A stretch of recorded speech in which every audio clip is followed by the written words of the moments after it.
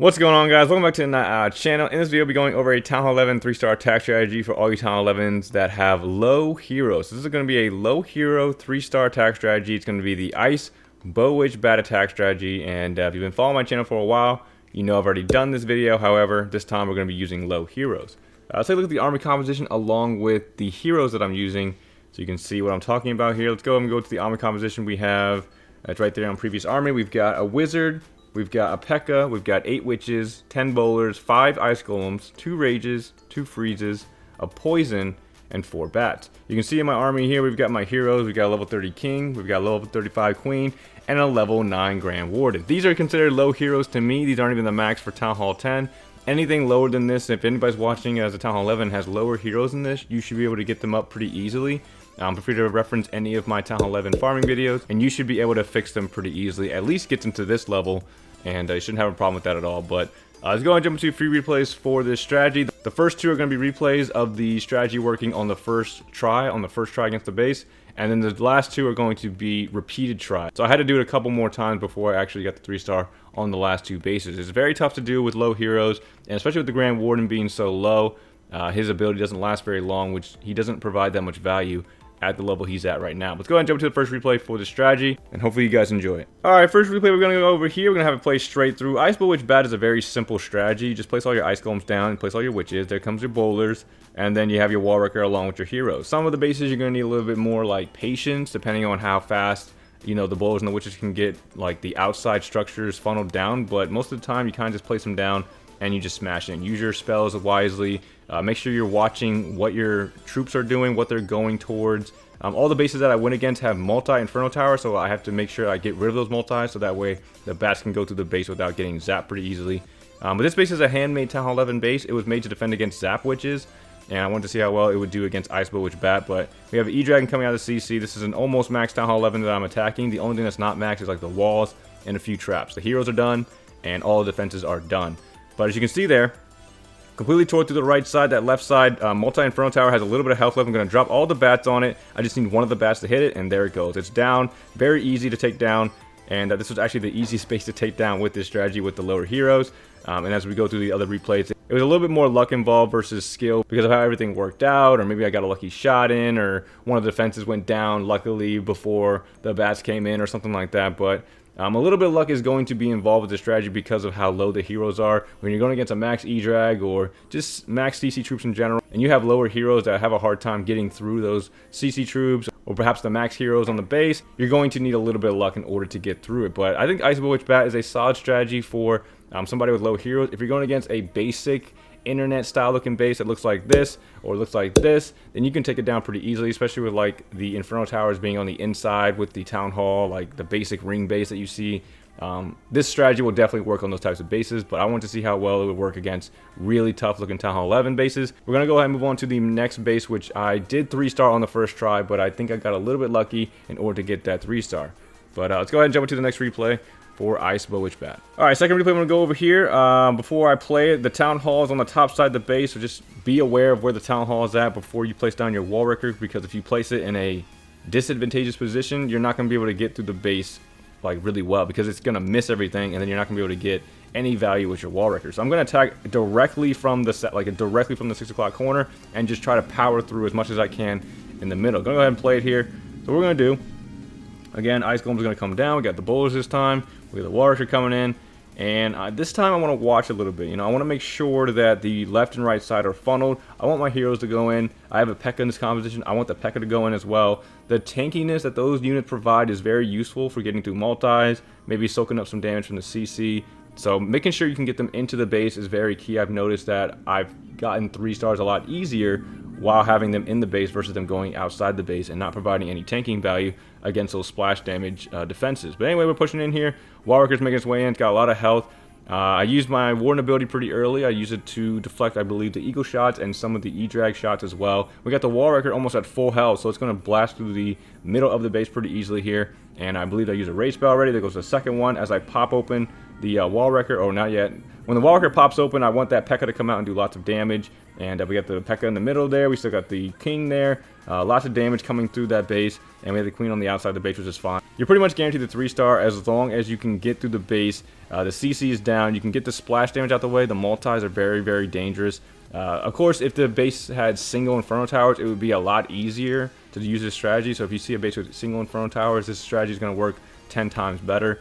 But if you see a base with multis, you can still use the strategy. It's still very strong, but you just have to keep an eye on them. You have to be aware of what they're going to do. As you can see the way the replay is dwindling down, my queen's barely alive. I had that wizard tower up at a little bit of health left, and the warden snipes it off.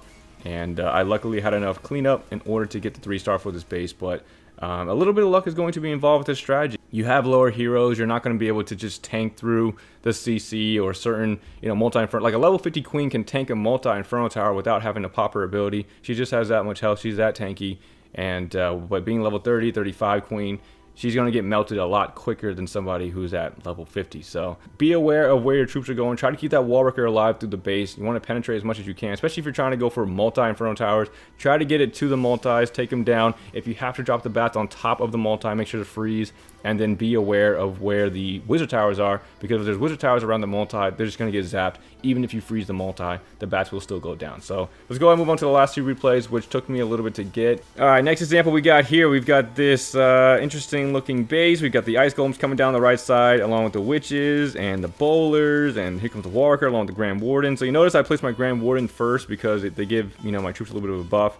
And I want that left and right side to be funneled before placing down my heroes. I mean, if the king goes around, it's not the end of the world. The queen needs to be on the middle, though, because if the witches don't go in the middle, you need the queen to take down the enemy CC, especially if it's a dragon or E-drags or loons or something that can fly that can't be hit by, bowlers or the king or whoever's in the middle. But everything's making its way towards the middle there. There goes that rage, so I want to get through the multi. Okay, so the multi needs to go down. The expo's there. We got the eagle right here. All that needs to go down. I noticed on this left side here, though, the multi and the wizard tower are right next to each other. That's in range of a freeze. All right, so what I'm going to do here, we got the rage coming down. Here comes the bats along with the freeze, and then the rage bats are going to take down the multi and the wizard tower and then make their way through the base. The attack came down to a little bit of luck. As you can see, it's going to dwindle down. My bats are going to go down. I don't have any freezes left over.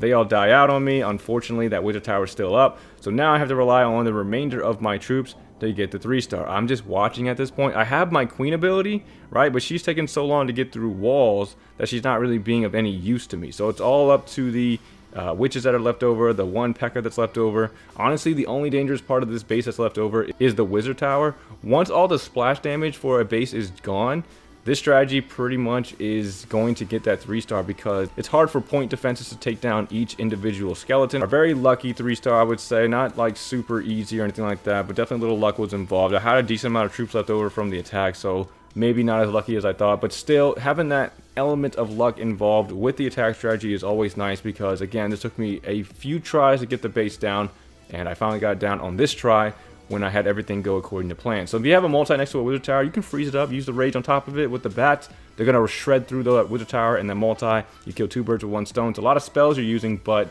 it helps you get through that one pocket of splash damage that could potentially ruin your attack. Let's go and move on to the last replay.